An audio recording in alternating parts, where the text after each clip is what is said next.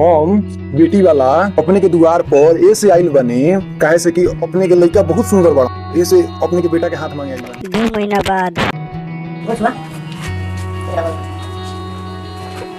आओ भैया बैठो बैठो।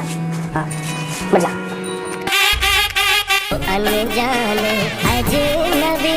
साल बाद 10 साल जिंदगी के बीत गए हमने। अब देखो हमारी इच्छा बा कि तू सारा सिंगार एक खोल काहे कि बिहान से काज में तोर सिंदूर आबाद रही किनार। केहू नहीं जाने समैया के खेला दुखवा के बगिया की सोना सुगनवा सुगनवा कहवा 2 दिन बाद भी